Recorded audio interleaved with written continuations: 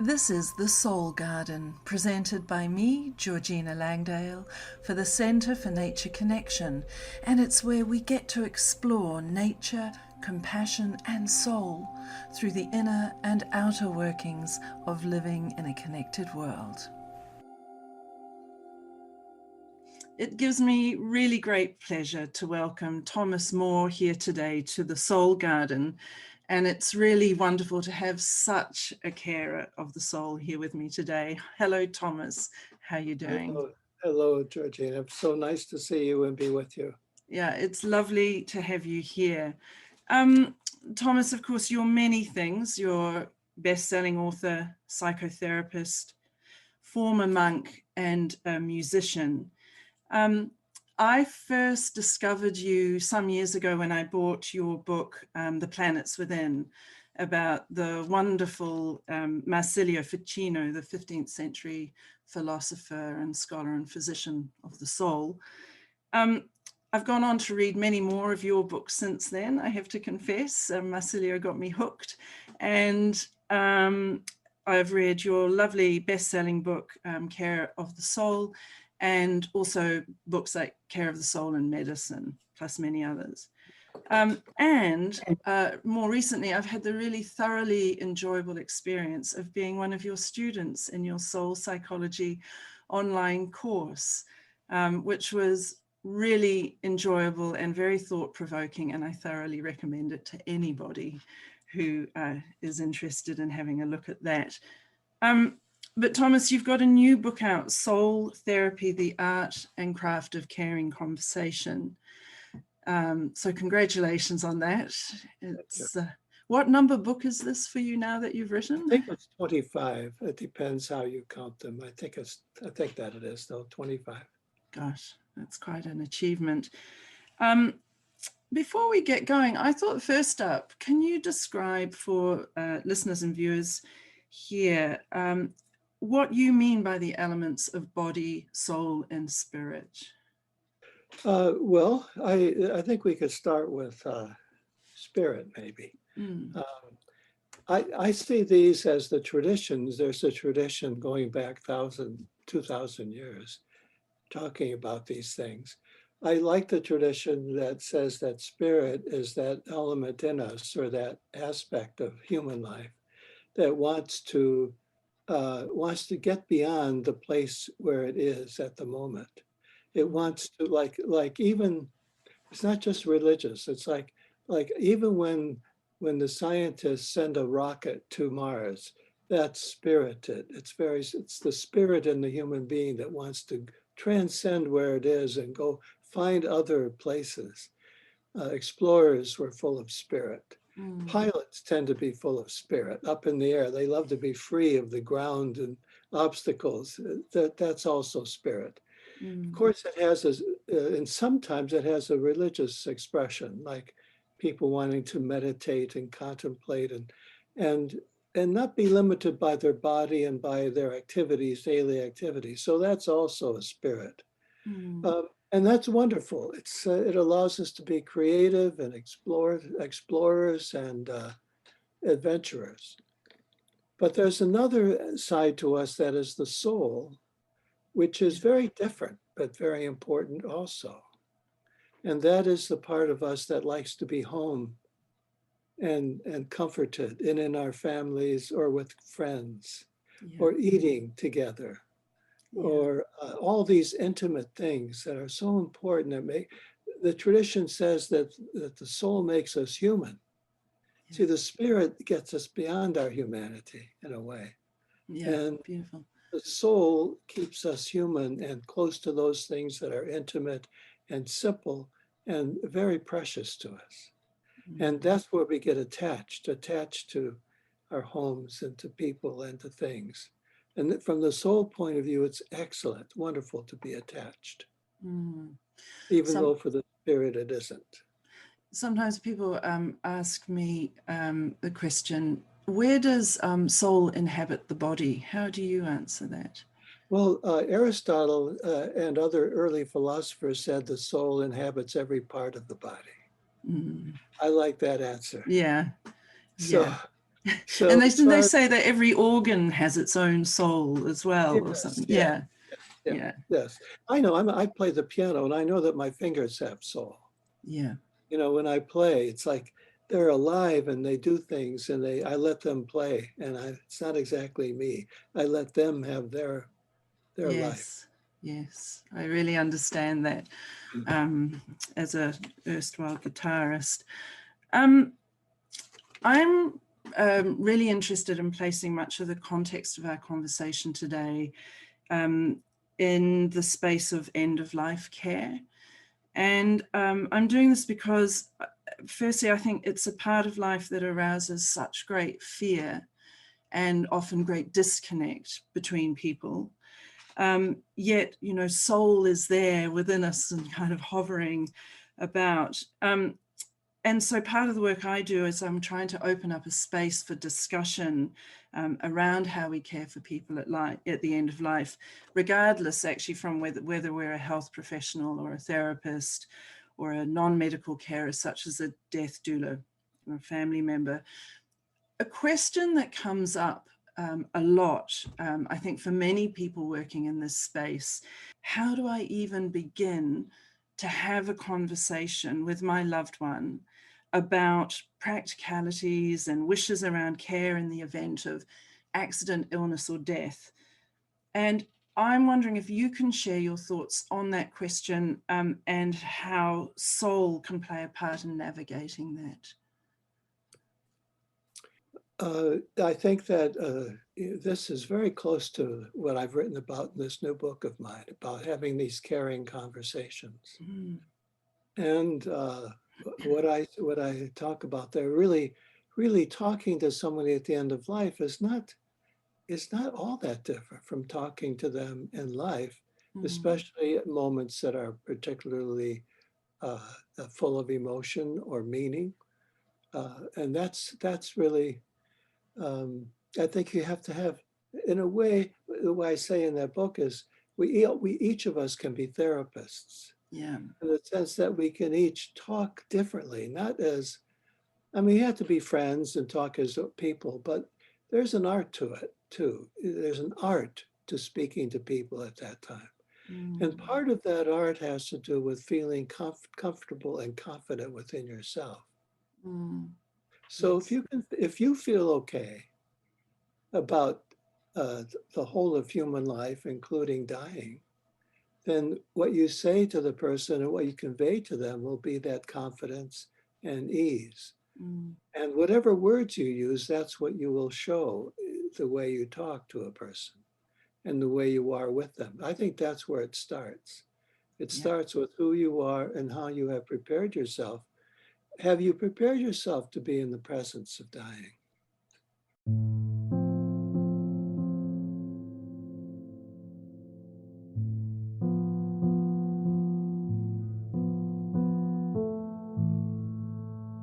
One of the things that I feel is important is the way we talk to people.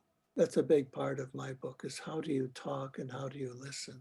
Mm, You know, how do you listen best? What do you say? Because we can make mistakes. We can do things that really don't help the situation. yeah. For example, let me just mention some of the things maybe we shouldn't do. Yeah. Uh, I don't think that it's terribly useful to um, give people advice Yeah. or tell them what you think they should do because we're all different. Yeah. And what's good for you may not be good for the other person. And people are very complex. They have very rich histories. And there's no way you can know who that person is that you're talking to. I Mm, remember my friend James Hillman, who was a very brilliant guy who spent his whole life studying so deeply in issues of theology and philosophy and art yeah. and psychology and psyche. There's no one better that I've ever met. And he was dying, and they had a group of hospice people come in to him who just couldn't deal with him. You know, he had he had thought these things through so much in his life, and they were Yeah. giving him these simple, pious, sayings that it was, I don't know, it'd be like bringing a pizza to a great chef, it just Yeah. wasn't the thing. So Yeah. they had to find hospice people who could talk to him, and they did. There Mm, were people. You didn't have to be brilliant, but they had to be open to this person for who he was. mm, And I think that's a good example for me of how when we talk to people, we have to allow for their own history and their own tastes and their own life, who they have become, if you can know them at all. So that means you have to listen to them a lot. And the most important form of expression of the soul is narrative, mm, story. If you can hear stories from their life, you get to know them a bit. Then mm. what you say might be relevant in some way and might actually help. If you're not trying to take them where you think they need to be, that's the worst thing. Yeah. Don't try to take them where you think they need to be. Yeah. Take them where they need to be. You Yeah. have to really work at it to get to know where they need to go or want to go. Yeah. So there's a great deal of cooperation going on, and not passivity on the part of the helping person, but openness and being Mm, able to receive who the person is. So you don't go saying the wrong things that are totally irrelevant or might go against what this person is, in that case with Hillman. yeah. So that's a big part of it. You do have to watch out for that. And another thing similar would be not to tell people your own particular values, impose them on the person, or your Mm, own thoughts about you think is so valuable and important. mm. Uh, that's only for you. If you're doing that, it's to satisfy you, not to help the person. Right. So you Yeah. have to really be cautious of that, and you have to be careful not to get caught by who that person is and what they say. To be like sometimes something that they say may get you angry, or you may disagree with them. If Yeah. you get caught emotionally in that, you're not going to be of any use. Yes. So I have a chapter in my book on serenity and neutrality, of Great. how important it is to be neutral. Yeah. Not take sides and not get into arguments and not be moralistic, Yeah. but to be neutral no matter what happens, not to be caught in something that is said that just grabs you because that's a complex you have, something about it, Yeah. but to practice your neutrality. And when you're talking to someone, say, I'm just going to be there as a listener. And if something comes up that kind of stirs me up, I'm not going to react. Mm. I'm going to be present and and not argue any points at all. I like things like Buddhist philosophy that puts death right up front, kind of in life. And in a way, I love the freedom that gives, that it helps then go, okay, I see death as part of life. Now I can really experience life in the present moment. Um, One of the things I've noticed in conversations with health professionals is sometimes that feeling of needing to be equipped with skills to ask, how are you, as to the whole person rather than just to the medical condition. What are your thoughts around that? Well, I spent about 5 years of my career working almost entirely with medical people. Mm, I was in hospitals constantly, and I was working with chaplains a lot. But then I would visit and talk to every single group in the hospital. And I worked a lot with hospice people too. And I visited many, many hospices and have spoken to their personnel and to the patients. And so what I found out originally well, I'll tell you the story. I was mm, just sort of sitting around, and I had published Care of the Soul. This was a long time ago, 30 years ago. And I got a phone call from a physician who was thousands of miles from me, and asked me if I would come and speak to his staff because they were having trouble working with their patients who were in a hospice setting. And I got there and I found out that the staff, I was shocked really. They didn't know how to deal with death and with dying. Mm. And what I learned a lot. I had to learn a great deal. Yeah. Started out by learning that they felt their job was to keep people alive, and they felt death was a defeat. Yes. And so what I did with them, I spent a few days with them, just trying to get to the point where we could talk about dying as more comfortably and as part of their work. That this was not a defeat, that this was part of their work, and we die. It's like living. Part of our living is to die, and sorting that through with the medical professionals, I think, is extremely important. And my guess is that that situation is still common today. Yeah, I was reading, doing some research recently, and there's something like only 18% of medical students in the States get any form of end-of-life training and training Oh, around talking about dying. And about 50% of them said they just feel totally ill-equipped about how to deal with it at all. I had a discussion with a GP here, and I asked her, here in New Zealand, and I asked her similar question, and she said, we're taught how to break bad news. yes. And that was, and then I kept sort of saying, but what about a conversation around dying? Yeah, we're taught how to break bad news, kept coming back. And then in the end, she suddenly went, oh no, we're not taught how to talk about dying.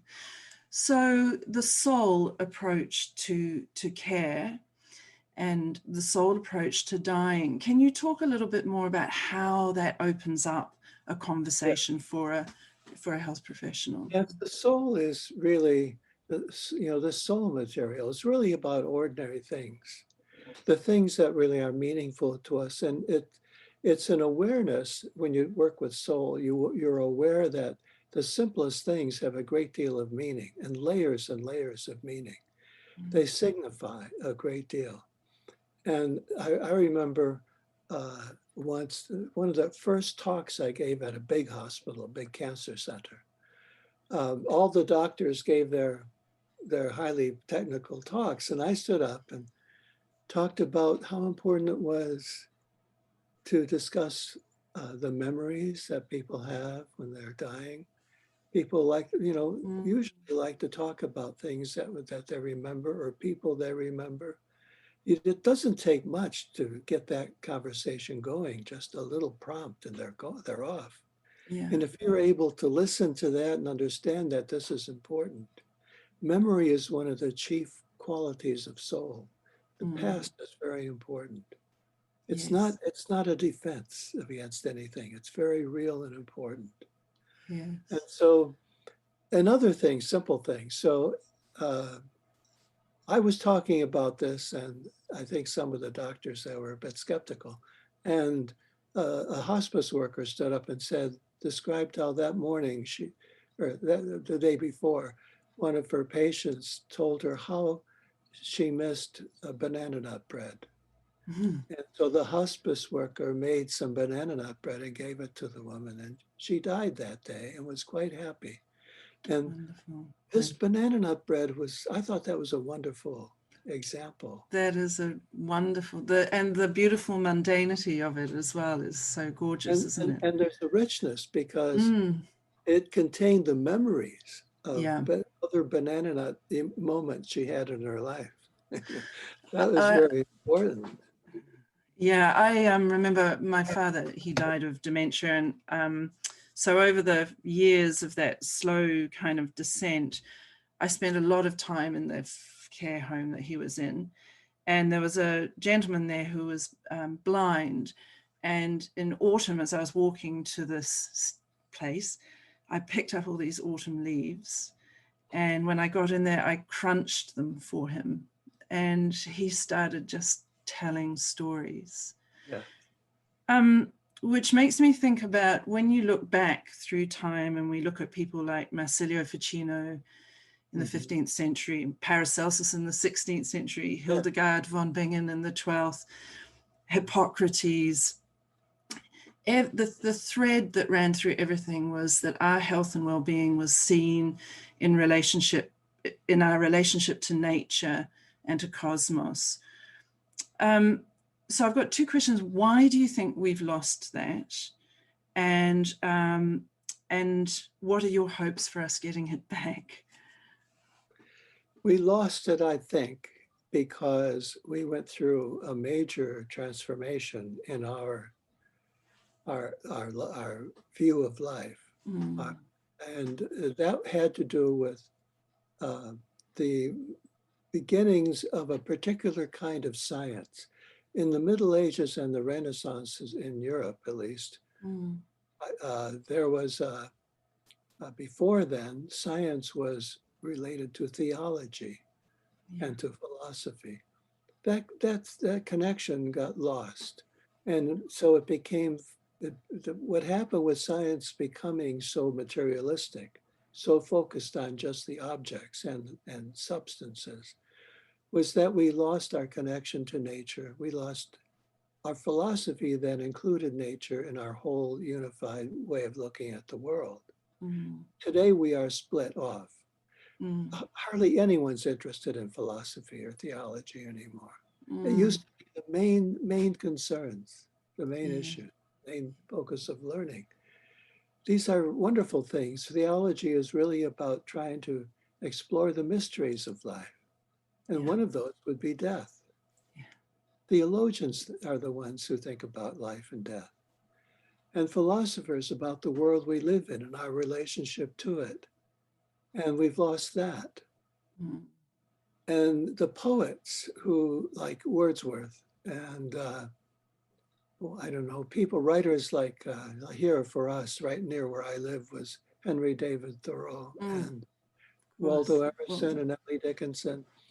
These people understood so well that nature is part of our meaningful existence. Our relation to nature is where we find our meaning and purpose.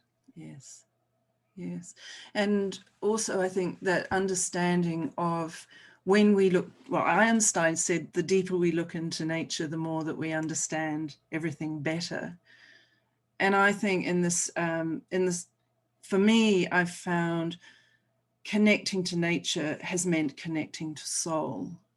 So how is nature showing up in the advice that you're giving in your latest book, Soul Therapy?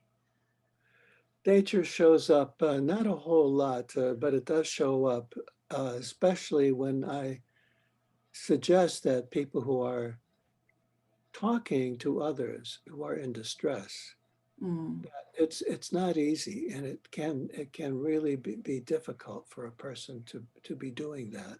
And if they want to get inspiration and if they want to get courage, they should go into the natural world and just be there and notice it.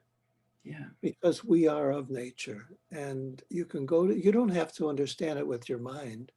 You just have to be there and watch and notice how birds and animals and how trees grow and what water is like. It doesn't take much to humanize a person, to give them depth. That's what they need to go then and talk to somebody else, because they have been humanized by nature. I've found that some of the people going through my courses and things, one of the things I encourage them to do is when they're with a patient or with a family member or whoever it is, to really explore questions with them with the patient around the landscapes they love, the plants, animals, whatever, those places they love, so that then they can tuck it away in their little toolbox or medicine bag. And as time goes on, I've seen it incredibly helpful, even just trying to guide them on a visualization through that landscape again, and things can be incredibly comforting and things.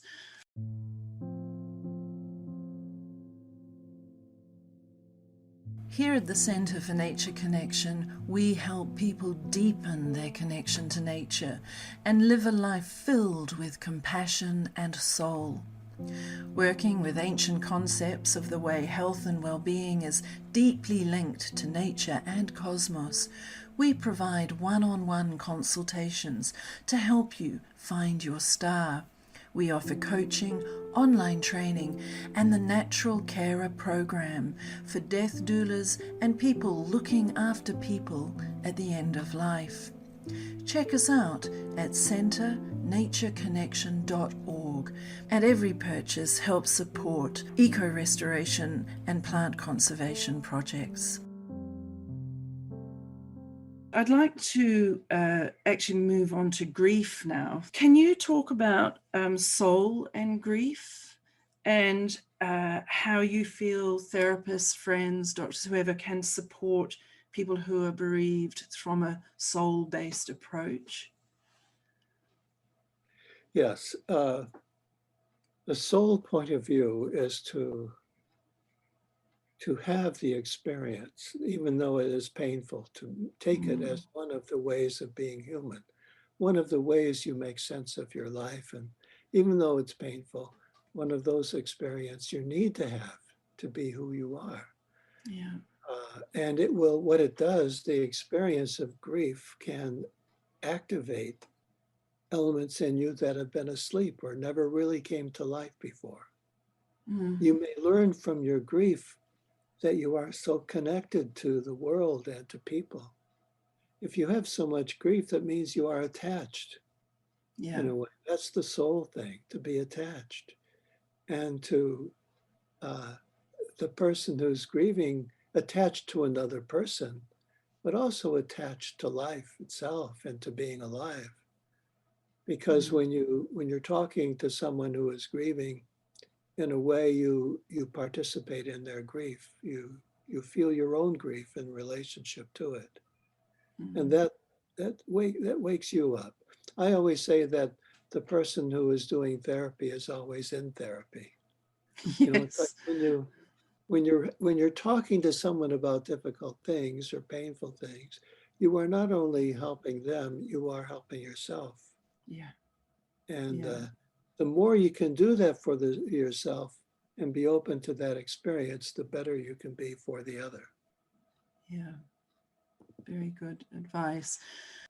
Let's say, for example, if somebody has lost someone and there's a lot of anger in that grief, a way of trying to kind of work through that can be to see yourselves, you and the person who's died, as two souls. And somehow in approaching the memory of that person soul to soul, it kind of jettisons ego, and it can be a very healing part of the grief process. From what you just said, when you use the word soul, I think what you're doing is you're getting away from ego and mind. So you don't have to understand what you're doing. No. You're just being present. And you're speaking from deep. Sometimes we can use the word heart instead of soul. So you're speaking from deep from within your heart, or you are present from your heart. And you don't know what you're doing all the time. I feel as a therapist, I don't know what I'm doing half the time. Yeah. I know that feeling. I don't have intelligence about it. It's just that it's a different kind of thing. It's more about taking chances and being there as a person and letting my soul feel and speak rather than everything having to be processed through my mind. That's a really lovely thing to say, and I think that people will get a lot from that. Caring for people at the end of life can be really profound, beautiful, inspiring, and it can also be very, very hard. So in your book, you talk about self-care for people. Can you talk about that, please? Yes, I mentioned just a little bit before about nature, that you can go into nature. But self-care is essential. I if you're going to be useful to another person, you have to pay attention to yourself and feel comfortable and at ease. You can't be full of anxieties. It's a good idea to work out some of the things that make you feel anxious around other people. Mm. We all have those kinds of things, but they're all workable. I mean, you can always get somewhere with them. Maybe not resolve them completely, but get somewhere.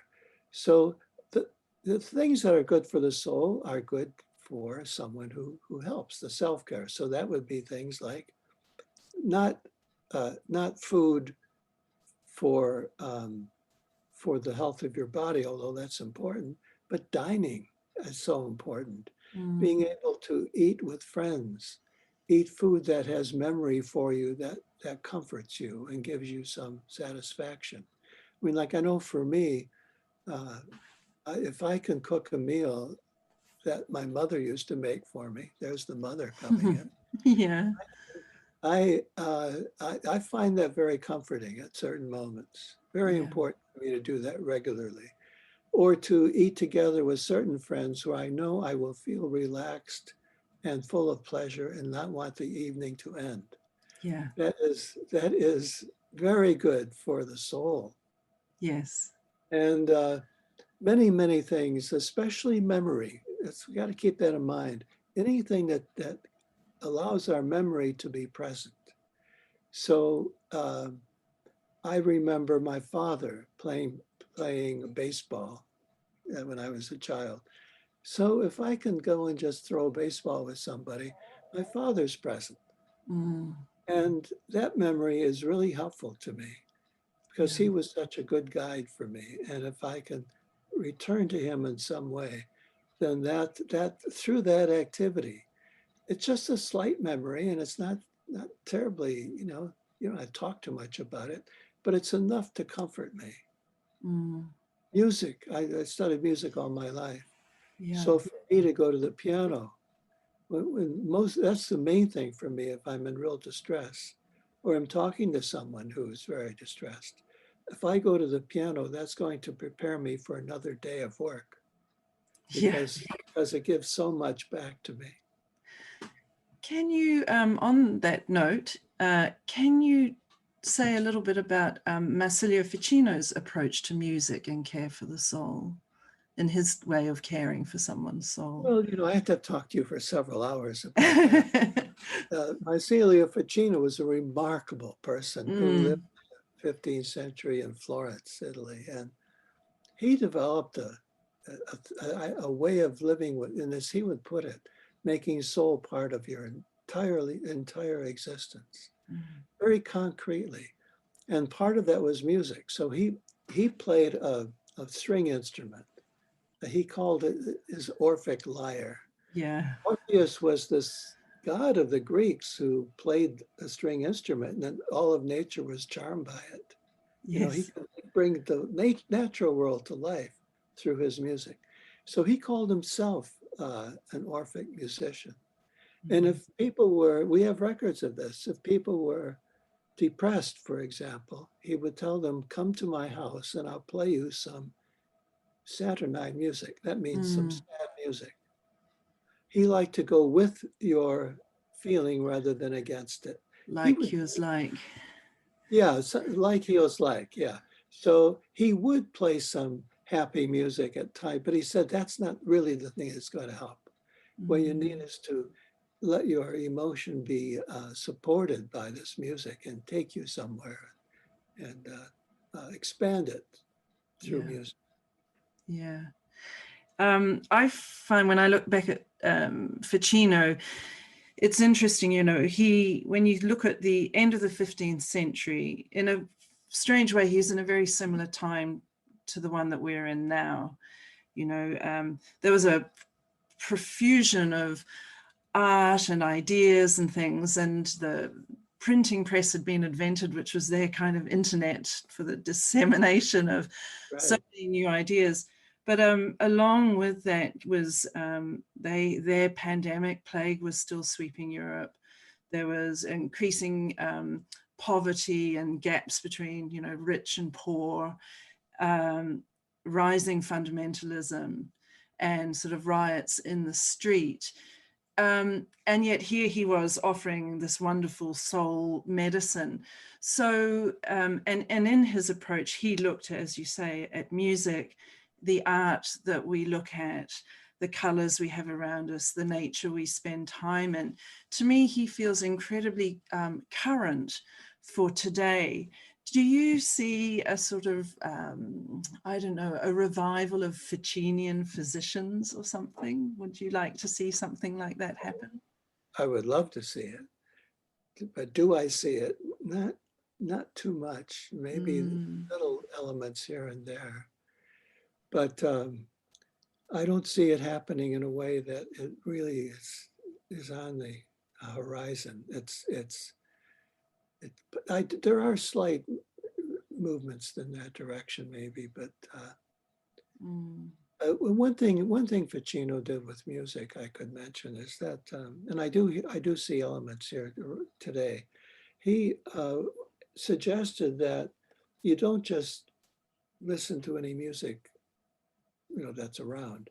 He suggested that you pay attention to what you're feeling at the moment, or what you're experiencing, what your life experience is right now, and choose music that will support that, and that will give it resonance, give it more depth.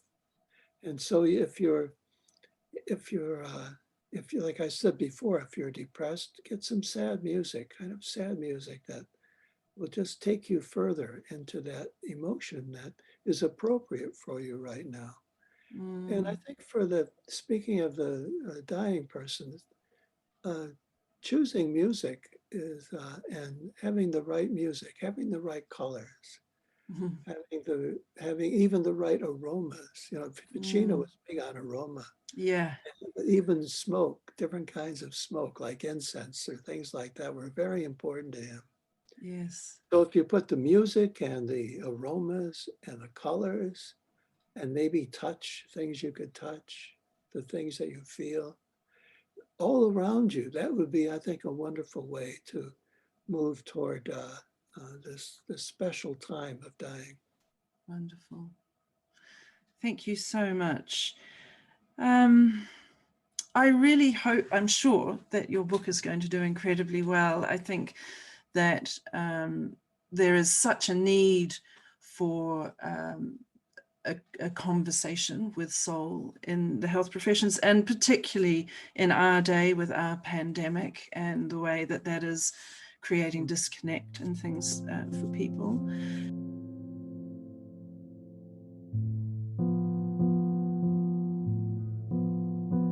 Thomas, look, thank you so much. I have thoroughly enjoyed having you here with me in the Soul Garden today. And I wish you every success for this book. Dare I ask you if you've got any more up your sleeve? I do. I have several. I have a few already written, just waiting to put out there. Some I don't know if they'll be published, but I have a book called Tales of Emptiness. So maybe, I'm sure you know the idea of emptiness in the East. It's such an important concept for me to be. Not to be full of agendas, and not to take things literally too much. That's all emptiness as far as I'm concerned. It's so important. And there have been stories in all the cultures, simple stories about empty things, like an empty pot or an empty carriage. There's a Jewish story about an empty carriage that is beautiful. There are lots of stories about emptiness. So what I've done is collected them, and I write a commentary on each story, trying to bring out a different aspect of emptiness through the story. So that's one thing. And another, I've written a novel. I write fiction that I don't publish usually. Right. So I have a novel, a detective story, but the underlying story is the possibility that Jesus studied Buddhism in Egypt. So I enjoy that very much, but I doubt there'll be a publisher interested in it. Could you also actually say a little bit about your soul psychology course? that you're Yes, teaching online. so I love this course. I have to say, it just was a thought to me. I thought I'd take a chance and see if anyone would be interested. So what it is a year-long course, a series of courses. And each course is 6 weeks long. And each lesson in the course has a different theme of things that I thought were important in my own studies over the years. It's not school at all. I don't like to say it as school. No. It's not that at all. It's very simple, but I offer some very short readings, very, very short. And then people read them and they talk about them with each other online. And I give a talk once a week and on the theme. That's all it is. But I really think these things are very strong. And I think these themes are very, very deep and strong. I think that if someone were to take this whole year-long course, I think their lives might be transformed, not by me, but by the material.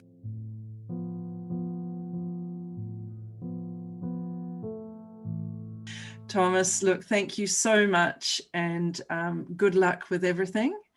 And Thank you. I look forward to seeing you again, hopefully soon in your next. Very nice. I'd love that. Thank you. And thank you for having me and talking to me and for the work you're doing, which is precious. Oh, thank you so much.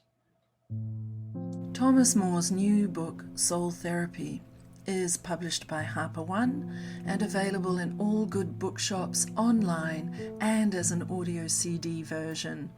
You can find his soul psychology course at thomasmoresoul.com, and you can find me, Georgina Langdale, at centernatureconnection.org. Until next time, farewell from the Soul Garden.